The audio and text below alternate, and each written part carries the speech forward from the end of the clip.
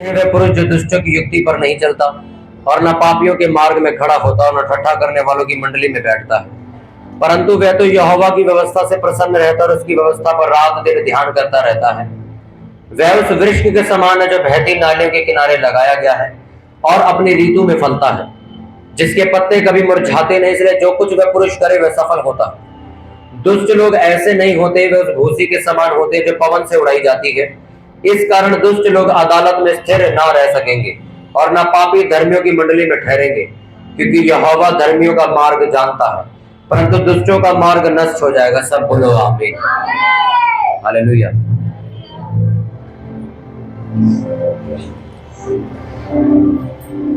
लिखा, धन्य है वो व्यक्ति जो रात दिन परमेश्वर के वचनों पर ध्यान करता है और उसकी व्यवस्था पर रात दिन चलता रहता है। हालेलुया। आपने कई जगहों पर ऐसा देखा होगा, लिखा हुआ कि लोग ऐसा पोस्टर में लगा देते हैं, ये कह के कि हमारे पास आओ, इस तरीके का जादू टोना कराओ, और अगर हम ये ना कर पाए तो पैसे वापस दे देंगे। आपने देखे कई जगह पोस्टर लगे होंगे। इसमें इको क्यों आ रही है भाई? आपने बहुत सारी जगहों पर ऐसे पोस्टर देखे होंगे जो ये कहते कि जी ये 15 साल का है, ये व्यक्ति है, इसको इतना एक्सपीरियंस है। आपने बहुत सारे लोगों को ये कहते सुना होगा कि हमारे पास आओ, किसी को वश में करना हो या किसी को मरवाना हो या किसी को काबू करना हो, ये सब चीजें अगर आपको करवानी है तो हो जाएंगी। सिर्फ 12 दिन में हो जाएंगी, या लिखा होता 21 दिन में हो जाएंगी, और लिखा अगर नहीं कर पाए तो पैसे वापस दे देंगे। गारंटी देते हैं कि 12 दिन में 21 दिन में करके देंगे। तो लोगों को ये बात समझ नहीं आती। कहीं अन्य जाति जो अन्य जाति लोग हैं उनको लगता है ये तो बड़ी पावरफुल चीज है, बंदा कह रहा है यार 12 दिन में काम करा देगा। ये माइक सही नहीं चल रहा भाई, गूंज रही आवाज बहुत ज्यादा।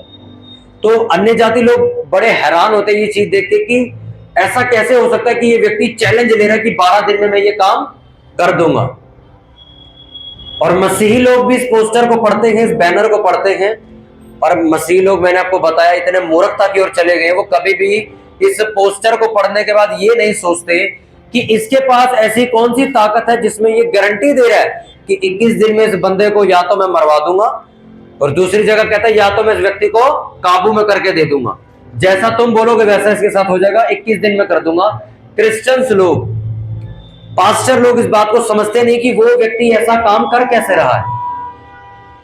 हालेलुया। कि वो व्यक्ति ऐसे काम कर कैसे रहा है। एक व्यक्ति ने मुझसे भी ये सवाल पूछा था कि पास्टर जी ये कैसे हो सकता है, अगला बंदा 21 दिन में गारंटी दे रहा है कि मैं ये काम करके दिखा दूंगा तुम्हें, ये कैसे हो रहा है। और चर्च में जब कोई बीमार आता तो पास्टर इतनी बड़ी हिम्मत क्यों नहीं करके बोलता अगले संडे ये ठीक हो जाएगा, या इसको इस संडे लेके आओ, इसमें से दुष्ट आत्मा निकल जाएगी, इसको लेके आओ, इसके लिए भविष्यवाणी होगी। ऐसा क्यों नहीं होता? पर कुछ कुछ चर्चों में होता है कि कोई व्यक्ति आया, उसके लिए एग्जैक्ट प्रोफेसी हो रही है, भविष्यवाणी वही खड़े पैर हो रही है, और वो हैरान हो रहा है कि मेरे भेद कैसे खुल रहे हैं। कहते तो ये सब जगह क्यों नहीं होता? उसकी वजह मैं आज आपको बताना चाहता हूं। जो ताकत वो तांत्रिक इस्तेमाल करते हैं उससे कहीं ज्यादा बड़ी ताकत आपके पास है। हालेलुया। उससे कहीं ज्यादा बड़ी ताकत किसके पास है? आपके पास है। पर वो अलग बात है कि उस बंदे ने अपनी ताकत पहचान ली है, लोग, आप मसीह लोग पहचान नहीं पाते। वो जो काम ये कह रहा है ना कि 21 दिन में कर दूंगा, वो निकला हमारी बाइबल में से लेके है। 2 राज्य हैं इस दुनिया में, या तो लोग शैतान को पूजते हैं या परमेश्वर को पूजते हैं। जो तांत्रिक लोग गारंटी देते हैं कि हम 21 दिन में ऐसा कर देंगे वैसा कर देंगे, ये वो लोग हैं जो शैतान की ताकत से ऐसा बोलते हैं। जब आप किसी पास्टर को ये बोलता देखते हो कि इसको संडे लेके आना, इसके लिए हम प्रेयर करेंगे, तो वो किसकी ताकत से बोल रहा है? वो परमेश्वर की ताकत से बोल रहा है कि ये काम हो जाएगा। कितनों को बात समझ आ रही है? हालेलुया। अब जब आपको पावर समझ आती है, आपको जब ताकत समझ आती है कि कौन सी ताकत काम कर रही है, तो आपको ये समझना ये ताकत आती कैसे है। आज जब कोई मेरे पास आता है, कोई ऐसा व्यक्ति जिसको बहुत ज्यादा बड़ा जादू टोना हो, तो एक लेडीज हमारे को मिली थी अभी कुछ दिन पहले, पता नहीं कितने तांत्रिकों को उसने नाम गिनवा दिए, कितने कितने तरह के उसने जादू टोने गिनवाए कि ये मैं कर चुकी हूं, तो अब मुझे किसी ने इस चर्च का एड्रेस दिया तो मैं यहां पर आई हूं। तो मैंने उसको एक शब्द बोला कि आप अपनी प्रेयर, अपना नाम लिख के मुझे दे जाओ, फिर हम प्रेयर शुरू करेंगे। अब जब मैं उस लेडीज से मिलता और बात करता हूं तो 2 हफ्ते हो गए उसको आते हुए, तो 2 हफ्ते में उसको वो सुधार दिख रहा है जो उसको देखना चाहिए था। क्या मुझे वो गलत चीजें नहीं दिखती, मुझे वो शैतानी चीजें शीशे में नहीं दिख रही, हाँ अब मुझे डर नहीं लगता है, तो धीरे धीरे वो दुष्ट आत्मा निकल चुकी है। अब आपको समझने की जरूरत है कि ये पावर जो तांत्रिक इस्तेमाल कर रहा था वो कौन सी पावर है, मैं आपको बताता हूं। जब एक व्यक्ति का संबंध किसी के साथ गाढ़ा हो जाता है, बड़ा गहरा हो जाता है, तो उस व्यक्ति से वो कुछ भी काम करवा सकता है, बल्कि गारंटी देके करवा सकता है। समझ लो आपका एक रिश्ता किसी बिजनेसमैन के साथ बहुत मजबूत है, आप किसी बिजनेसमैन को जानते हो और उस बिजनेसमैन के साथ आपकी बहुत यारी दोस्ती, वो मतलब 100 करोड़ रुपया कमाता है, तो आप जब किसी को ये कहते हो कि यार ये 10 लाख रुपए का काम है, ये करवाना, तो आपको मालूम है मेरे साथ मेरा एक दोस्त है जो 100 करोड़ कमाता है और उसके साथ मेरी इतनी अच्छी यारी दोस्ती है, मुझसे मांगूंगा तो वो मुझे दे देगा। कितनों को बात समझ आ रही है? हालेलुया। तो अब आपको क्यों इतना हियाव होता है? क्योंकि आपके पीछे एक सपोर्ट लगी हुई है कि नहीं मेरे दोस्त के पास 100 करोड़ है, मैं 10 लाख लाके दे दूंगा, मैं गारंटी देता हूं, मैं 11 दिन में पैसे लाके दे दूंगा। आपका एक जानकार है, वो जानकार कहां पे काम करता है? पुलिस ऑफिस, वो पुलिस ऑफिसर है, कोई एसएचओ है, या फिर वो ये लंगर वाले मिलके जाना मुझसे। तो आपको एक बात समझनी वो बहुत जरूरी, वो ये कि अगर आपकी दोस्ती किसी पुलिस ऑफिसर से है, किसी एसएचओ से, किसी कमिश्नर से है, तो आपको जब कोई काम करवाना है या कोई परमिशन का काम कराना है, तो आप कैसे बोलते दूसरे आदमी को, भाई परसों तक मैं करवा दूंगा, मेरा जानकार है। यही मेन रीजन उस तांत्रिक का, उसका संबंध शैतान के साथ इतना गाढ़ा हो चुका है, इसलिए वो पोस्टर में छापता है 12 दिन में इसकी मौत करवा सकता हूं। उसका संबंध शैतान के साथ बहुत ज्यादा क्या हो चुका है? गाढ़ा हो चुका है, गहरा हो चुका है। उसको मालूम है मैं शैतान से बात करता हूं, मैं शैतान को बोलूंगा वो मेरा काम कर देगा। क्यों? क्योंकि मैं शैतान के इशारों पर चलता हूं, उसकी आज्ञाओं को मानता हूं। कितनों को बात समझ आ रही है? घर में भी एक छोटे स्तर पे ये काम होता है कि माँ बाप को नजर आता है ये बच्चा ज्यादा हमारी सुनता है, तो उसके एक बार कहने पे उसकी बात को पूरा कर दिया जाता है। क्यों? क्योंकि वो हमारी मानता है। और वही बच्चा दोस्तों में जाके क्या कहता है? देख लियो अगले महीने देख मैं साइकिल ले आऊंगा। उसको हियाव होता है कि मैं अपने घर में बहुत अच्छा जीवन जी रहा हूं, मेरे मम्मी पापा का मैं सारा कहना मानता हूं, मैं अपने पापा से बोलूंगा साइकिल मुझे दिलाई देंगे, वो मना नहीं करेंगे, हाँ कहना। उसी तरह वो शैतानी लोग गारंटी देते हैं, और वो गारंटी किस चीज की है? उनके संबंध की। किसकी? संबंध की, जो उन्होंने शैतान के साथ बना लिया है। आप उस पोस्टर के नीचे पढ़ा करो, 20 साल का अनुभव, 15 साल पुराना तांत्रिक, 12 साल पुराना तांत्रिक, 30 साल पुराना तांत्रिक। इसका मतलब आप समझते हो? वो 30 साल से 20 साल से क्या कर रहा है? शैतान से प्रार्थना कर रहा है, और प्रार्थना कर करके उसने ऐसा संबंध बना लिया कि अब जो कुछ भी वो शैतान को गलत काम करने के लिए बोलता है वो करवाता है। अब अगर आपको ये बात समझनी है, ये आत्मिक संसार से निकली हुई बात है जो कि बाइबल में है, कि प्रभु यीशु मसीह का संबंध इतना ज्यादा गहरा था परमेश्वर के साथ कि एक जाते हुए मुर्दे को भी कहते थे यार इसको उठाओ, तो वो उठ जाता था। गारंटी, किस बात की गारंटी? क्योंकि यीशु मसीह जानते थे कि मैं जो कुछ पिता से बोलूंगा वो मेरी सुनता है।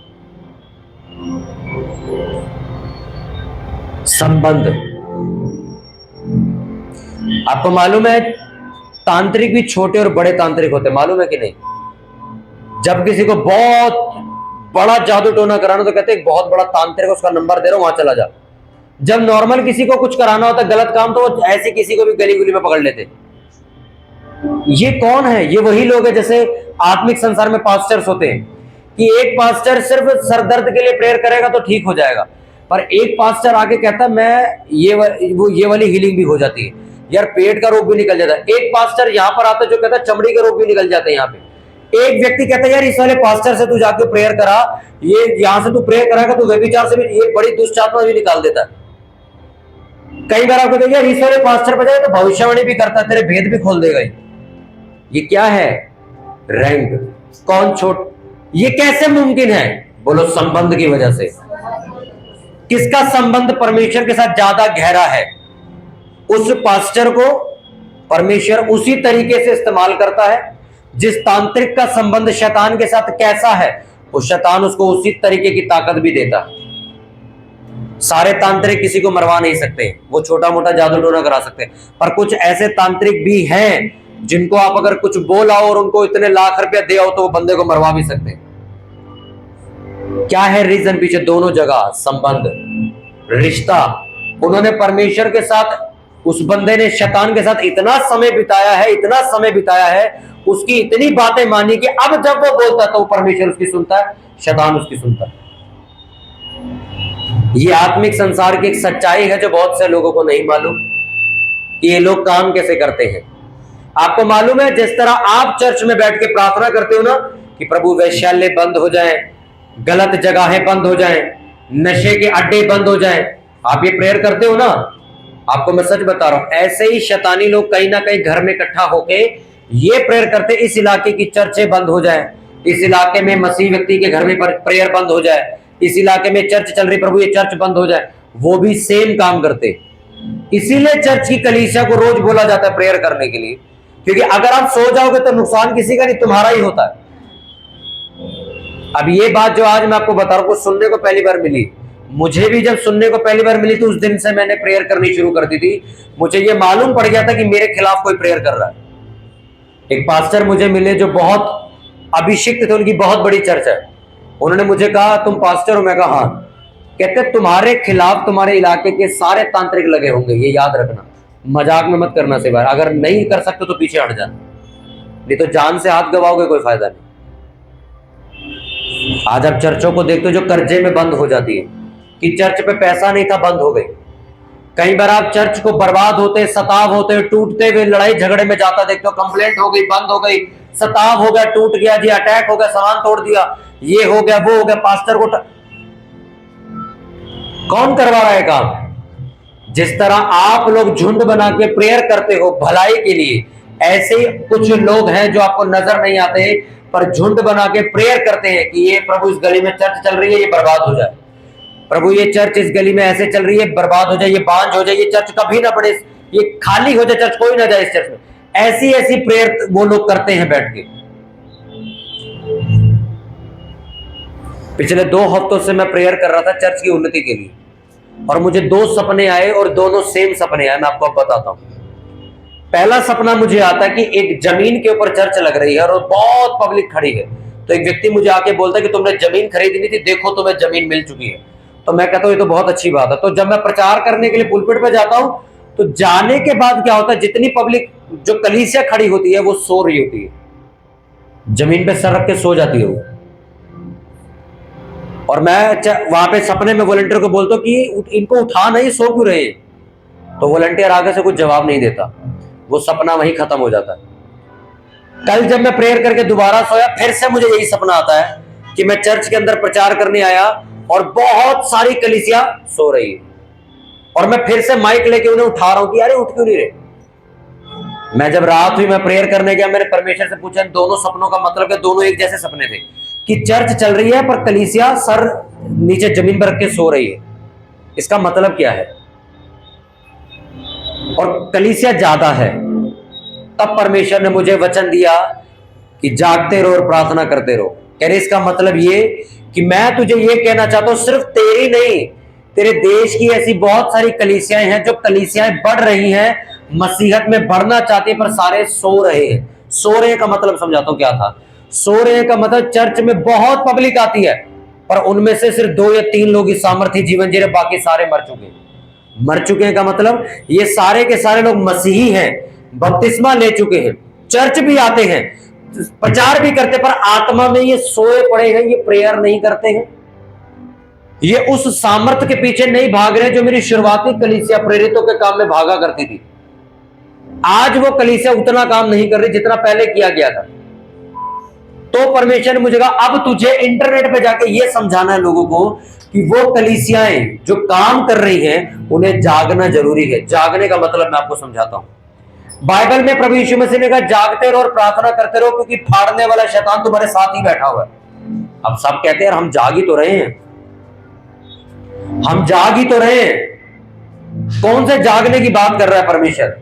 तो बाइबल ऐसा बताती, वो जागने की बात तुम्हारी आंखों के खुलने की बात नहीं कर रहा था, वो जागने की बात कर रहा था कि वो व्यक्ति जो मसीही तो है, बपतिस्मा भी ले चुका है, पास्टर भी है, पर आत्मिक संसार में उसकी कोई हैसियत नहीं है। आत्मिक संसार में वो सोया पड़ा है, वो ऐसे उपवास प्रार्थनाओं को नहीं कर रहा है जिसकी वजह से बेदारी आ सके। इसलिए परमेश्वर ने कहा तेरे पे कलीसिया तो बहुत है पर सारी सोई पड़ी है, काम कोई नहीं करता। और ये बात जब मुझे पता चली, मैंने इसको लिखा, तो इस चीज को अब इंटरनेट पे भी शायद मैं खोल के समझाऊंगा। बहुत सारे सेवक, बहुत सारा यूथ, बहुत सारी मसीह कलीसिया चर्च आ रही है, बपतिस्मे आप देख रहे हो रहे हैं, बपतिस्मा ले रहे हैं लोग, पर बपतिस्मा लेने के बाद क्या कर रहे हैं? वो कुछ नहीं कर रहे, सो रहे हैं। सो रहे हैं का मतलब वो उस सेवा में नहीं उतर रहे जिस सेवा में उनको उतरना चाहिए था।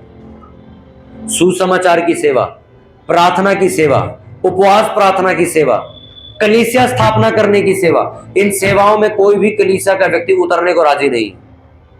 अगर आप कलीसिया को ये बोलते हो कि आप ग्रुप प्रेयर में आओ और ग्रुप प्रेयर में आपको ड्यूटी दी जाएगी, तो वो उसमें मौजूद नहीं होता।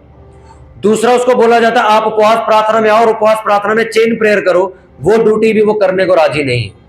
तीसरा, उसको बोला जाता है कि तू सड़क पर जा और सुसमाचार प्रचार कर, घर घर में जा, लोगों को मिल, बसों में चढ़, हर जगह जा प्रचार कर, वो भी जाने के लिए उसके पास टाइम नहीं। इसलिए परमेश्वर ने कहा कलीसिया तो बहुत है पर सोई पड़ी है। ये बात मैंने आपको याद होगा पिछले वीरवार को भी बताई थी, जब मैं सुसमाचार के बारे में बात कर रहा था चर्च में। तब भी मैंने आपको बात बताई थी कि दिल्ली के अंदर बहुत सारे पास्टर्स हैं, बहुत सारी कलीसिया हैं, और तब भी बेदारी क्यों नहीं है? यही बात का जवाब परमेश्वर ने सपने में दिया कि कलीसिया बहुत सारी है पर फायदा क्या, मरी पड़ी है वो। ये तो वो वाली बात होगी जी, मेरे पास सेब का खेत है, देखो कितने सारे पेड़ लगे, पर सेब किसी पे नहीं उगता, छाया लेने के लिए से पेड़ लगे हुए।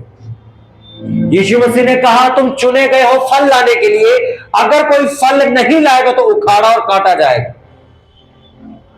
तो मसीह में चुने गए फल लाने के लिए। मैं चुना गया था चप्पल साफ करने के लिए नहीं। हाँ, मेरी शुरुआत वहां से हुई थी, पर असली फल क्या था कि तू पास्टर बन के रूहें बचाएगा, जो अब मैं कर रहा हूं। उसी तरह बाकी सारे लोग भी चुने गए हैं, पर वो कभी भी अपनी बुलाहट तक, एंड तक नहीं पहुंच पाते। क्यों? प्रेयर ना करने की वजह से। क्योंकि जब आप प्रेयर करते हो तब जाके आपको सपना आना शुरू होता है कि मैं चुना क्यों गया था। आपको मालूम है पास्टर की जो सेवकाई है मुझे बताई नहीं गई थी, मुझे सपने में बताई गई थी। और वो सपना मैंने जब देखा, मैंने देखा कि मैं लोगों के ऊपर हाथ रख के प्रेयर कर रहा हूं, और मुझे सिर्फ 2 महीने हुए थे चर्च गए को। तो मुझे ये भी मालूम नहीं था कि हाथ रखने का मतलब क्या होता है। तो मैंने ये सपना देखा, सुबह उठा, मैं चर्च में था, क्रिसमस का टाइम था, हम तैयारी कर रहे थे। सुबह उठ के मैं उन पास्टर के पास गया, मैंने उनको बोला कि मेरे को ऐसे ऐसे सपना आया है कि लोग खड़े हैं और मैं प्रेयर कर रहा हूं हाथ रख के। तो उन्होंने कहा छोड़ो, ये कैंसिल कर दो सपना। मैंने कहा ठीक है, मैंने भी ध्यान नहीं दिया, पर वो सपना हर 2 महीने बाद मुझे आता रहा कि मैं किसी पे हाथ रख। मैं कहा ये हाथ रखने का मतलब क्या है, मैं क्यों हाथ रख रहा हूं लोगों पे। फिर जब मैं चर्च गया अपने, आज जो मेरे पास है वहां गया, तब मुझे जाके समझ आई कि हाथ रखने का मतलब क्या होता है, परमेश्वर ने किस बुलाहट के लिए मुझे चुना है। उसके बाद मैंने प्रेयर करनी शुरू करी कि प्रभु आपने मुझे क्यों चुना है। फिर मैं वर्शिपर बना, फिर मुझे कोंगो बजाने की सेवा मिली, फिर मैंने गली गली जाके प्रचार बांटना शुरू किया। मैं हाउस मीटिंग में जाता था तो बैग में पैम्पलेट भर के जाता था, और रिक्शे वालों को, रिक्शे में बैठने वालों को जब उतरता था तो दे के उतरता था। तो ये वाली सेवा शुरू करी। फिर घर घर में मुझे लोगों ने बुलाना शुरू कर दिया, वहां जाना शुरू कर दिया। फिर धीरे धीरे घर में संगति शुरू, और धीरे धीरे चर्च की शुरुआत हुई। आज ये चर्च पूरी इंडिया में यूथ को बचा रही।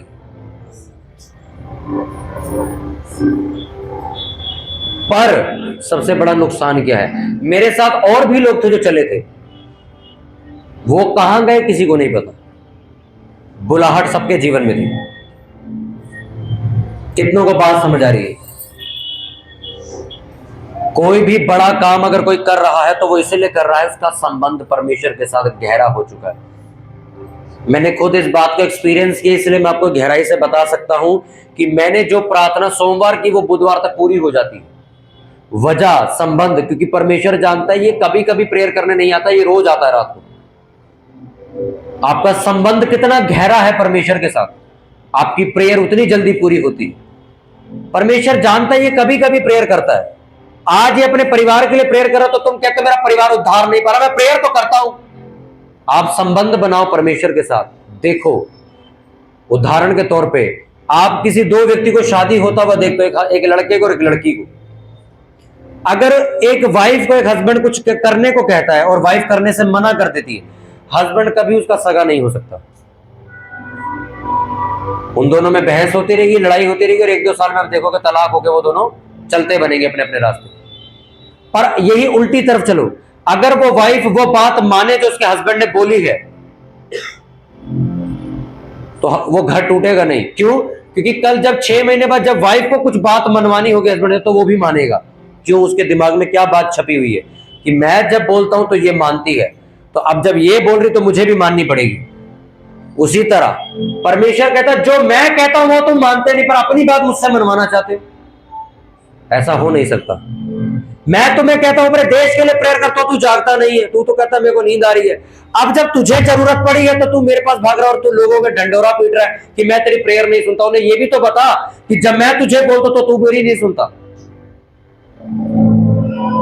यीशु मसीह को बोला गया तो क्रूस पर मरेगा पूरे जगत के लिए,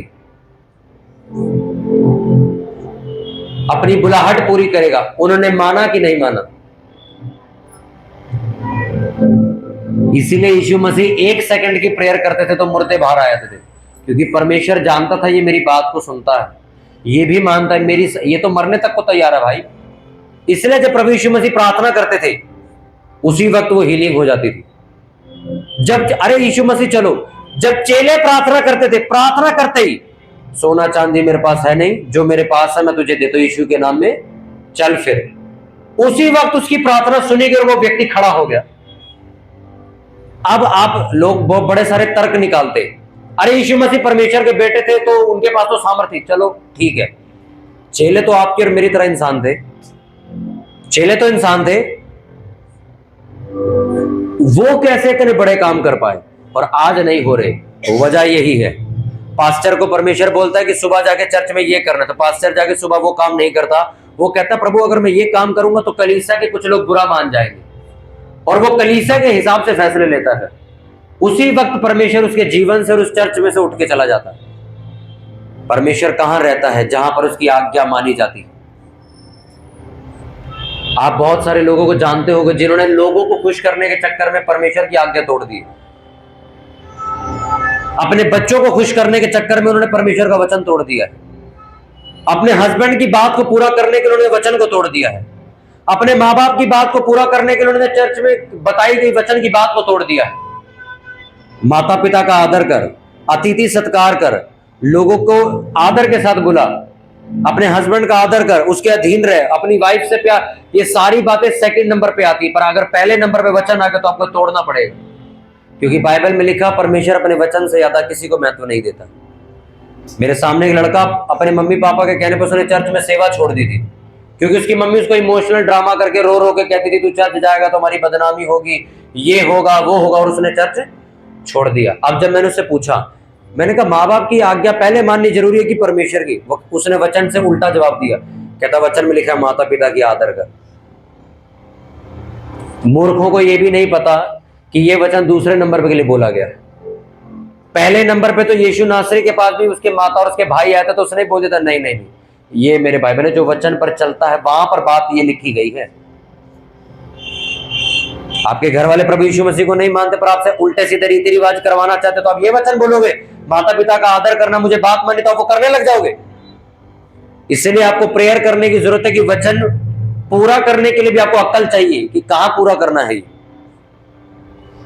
अगर ऐसा होने लगे तो आधे से आधा के घर वाले मसीह में नहीं है, तो उनसे रोज वो काम करवाएंगे जो बाइबल के खिलाफ है। आपको आदर करना है, इज्जत करनी, पर आपको जब भी लगे ये संसारिक बात करे, अब मैं तुम्हारे साथ नहीं। कितनों को बात समझ आ रही है? अगर आपका संबंध, आपका रिलेशन परमेश्वर के साथ मजबूत है, तो जिस तरह वो तांत्रिक गारंटी देता है ना, आप भी अपने घर में गारंटी दोगे। तू जो घमंडी है, 1 महीना रुक, तू खुद चढ़ जाएगा, तुम गारंटी लेके आओगे। मालूम क्यों?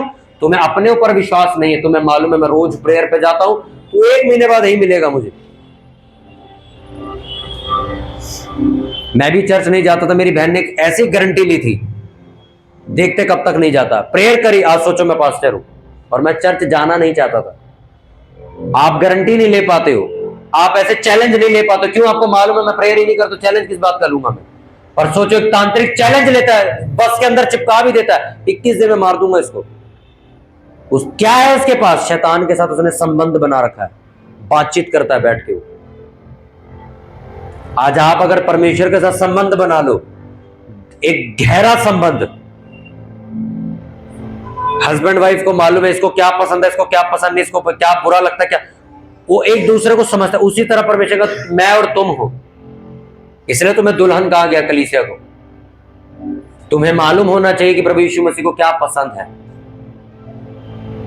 चर्च का टाइम हो गया, 11 बज गए, 11:30 बजे दाल बन रही घर में, अभी चली जाऊंगी भी तो वर्शिप चल रही होगी, 12:30 बजे प्रचार शुरू होगा, दाल बना रहे भी। ये संबंध नहीं है। संबंध पता किसे कहते हैं? अपने घर में आपके माँ बाप की शादी जाओ, देख के आओ, संबंध किसे कहते हैं? संबंध इसे कहते हैं कि पर एक व्यक्ति आपका इंतजार कर और आप बैठ के दाल बना रहे हो। अरे प्रचार तो 1 बजे शुरू होता, भी तो बनाता रहे। परमेश्वर के साथ संबंध, संबंध मतलब वो चीज जो उसको पसंद है। उसको पसंद है कि तुम समय से कलीसिया में पहुंचो, सेवा करो, प्रार्थना करो, उसके वचन को पूरा करो। बहुत कमी है सुसमाचार की, मालूम है आपको कि नहीं? बहुत ज्यादा कमी हो गई है। अब आपको सड़कों पे लोग पैम्पलेट बांटते नहीं दिखते, कहीं आप चले जाओ प्रभु यीशु मसीह की कोई फ्लैक्स लगी नहीं दिखती है। बहुत कम कलीसियाएं बाहर ही नहीं आ रही है। लोग सोच रहे कि हम चर्च में बैठे रहेंगे और बेदारी आ जाएगी। यीशु मसीह खुद पैदल चल के जाते थे प्रचार करने, चेले पैदल चल के जाते थे प्रचार करने। आज की कलीसिया कहती है मैं व्हाट्सएप पे एक स्टेटस पे भेज दूंगा, बस हो जाएगा मेरा काम। आज दोबारा आपको सड़क पे उतरना जरूरी है। हालेलुया। अपने हाथों को उठाओ सभी जन और प्रार्थना करेंगे। जीवित परमेश्वर, आज जो खुदावंद ने ये